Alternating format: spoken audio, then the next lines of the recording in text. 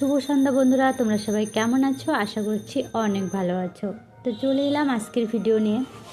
আজকে কি ভয়েস দেবো সেটাই আমি বুঝতে পারছি না, তবুও ভয়েস দেওয়ার চেষ্টা করছি। আসলে কি বলো তো বন্ধুরা, জীবন একটা এমন অধ্যায় যেটা কেউ কখনো পড়ে শেষ করতে পারেনি।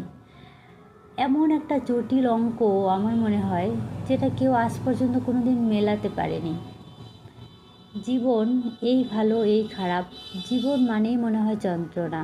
সত্যি বলছি, আমি জানি জীবনের সুখ দুঃখ দুটোই আছে, কিন্তু কারো একটু বেশি কারো একটু কম। কিন্তু আমার কষ্টগুলো যেন একটু অন্যরকম। মাঝে মাঝে ভীষণ রকম কষ্ট হয়। সব কিছু মিলিয়ে শেষ অবধি আমি এটাই বুঝতে পারি না যে আমি কোন কষ্টটা থেকে এতটা কষ্ট পাচ্ছি। মাঝে মাঝে আমার মনে হয় বুকের ওপরে কেউ একটা হাজার হাজার কুইন্টালের পাথর চাপা দিয়ে রেখেছে।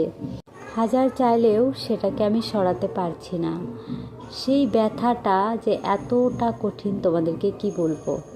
মনে হচ্ছে মনের ভিতরে কোথাও একটা জায়গায় পুড়ে যাচ্ছে, একদম জ্বলে পুড়ে শেষ হয়ে যাচ্ছে। সব সময় যেন আগুন জ্বলছে, কিন্তু সেটা কি করে নেভাবো, কীভাবে নেভাবো সেই রাস্তা আমি কিছুতেই খুঁজে পাচ্ছি না। বিশ্বাস করো, শুধু মনে হয় যদি আগুনটা নিভে যেত তাহলে হয়তো একটু শান্তি পেতাম। আমি জানি সব কথা সোশ্যাল মিডিয়ায় বলতে হয় না, তাই আমি কখনোই কিন্তু বলি না। আমার জীবন সম্পর্কে কখনোই তোমাদেরকে কিছু বলিনি, কিন্তু মাঝে মাঝে কিছু কথা না চলেই আসে। কেন বলো তো? আমরা যেহেতু প্রতিদিন আমাদের জীবনের কিছু জিনিস তুলে ধরি, সেজন্য কিছু না কিছু চলে আসে। আর তোমাদের সঙ্গে শেয়ার করলে নিজেকে অনেকটা হালকা লাগে। একটা সময় আমার পাশে কেউ ছিল না, কিছু ছিল না, শুধু ছিল এই ফেসবুক প্ল্যাটফর্ম। আর সেখান থেকেই আমার বেঁচে থাকার লড়াই শুরু। আর এটার জন্যে হয়তো আমি স্বাভাবিক হতে পেরেছি, এটা আমার মনে হয়। সেই সময়টার কথা ভেবে আজ বলছি। তো যাই হোক, জীবনে এই বয়সে অনেক কিছু হারিয়েছি, আবার কিছু কিছু জিনিস পেয়েওছি। যেটা হারিয়েছি সে পুরোটা হয়তো আর ফিরে পেতে কোনো দিনই চাই না, জীবনে চাইবও না।